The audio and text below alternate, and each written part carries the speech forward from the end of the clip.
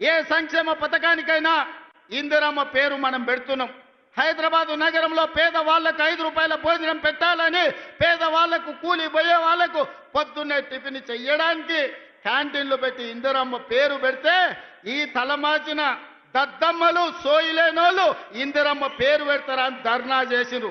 ఒక్కనొక్కని బట్టలిప్పదీసి కొడితే తప్ప ఇందిరమ్మ గొప్పతనం వాళ్ళకు అర్థం కాదు అని చెప్పి నేను ఈ సందర్భంగా తెలియజేస్తున్న మిత్రులారా, ఇవాళ మహిళలకు ఆర్టీసీలో ఉచిత ప్రయాణం దాదాపుగా 6,000 కోట్ల రూపాయలతోని ఆడబిడ్డలకు ఆర్టీసీలో ఉచిత ప్రయాణం ఇచ్చినాం. ఆర్టీసీ ఉచిత ప్రయాణమే కాదు, ఆడబిడ్డలకు 1000 బస్సులు కొనిచ్చి 1000 బస్సులు ఈరోజు ఆర్టీసీ కార్పొరేషన్కు ఆర్టీసీ బస్సుల యజమానులను ఆడబిడ్డల్ని చేసిన చరిత్ర మనది. ఒకనాడు సోలార్ వ్యాపారం, పెట్రోల్ బంకు వ్యాపారం అంటే అదాని అంబానీలది. కానీ ఇవాళ అదే సోలార్ బిజినెస్ 1000 మెగావాట్లు ఆడబిడ్డలకిచ్చి రాష్ట్ర ప్రభుత్వంతో ఒప్పందం చేసి ఇవాళ సోలార్ వ్యాపారం అదానితో పోటీ పడే విధంగా ఆడబిడ్డల్ని మన ప్రభుత్వం తీర్చిదిద్దింది. ఒకనాడు పెట్రోల్ బంకులు అంటే రిలయన్స్ అంబానీవి.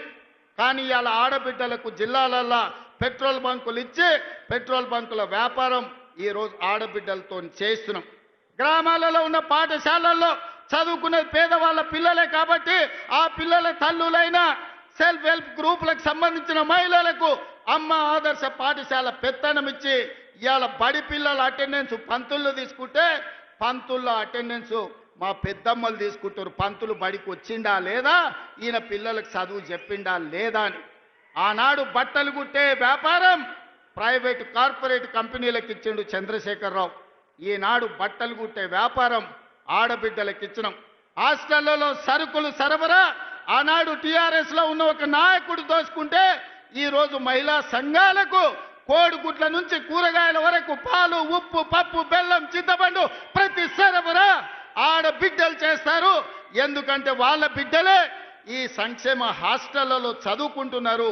ఆ కన్న తల్లుల కంటే ఇంకెవరికి ఎక్కువ తెలుసు అని చెప్పి ఈరోజు కార్పొరేట్ కంపెనీలకి ఇవ్వకుండా ఈ వ్యాపారం మొత్తం ఈరోజు ఆడబిడ్డలకే అప్పజెప్పడం జరిగింది.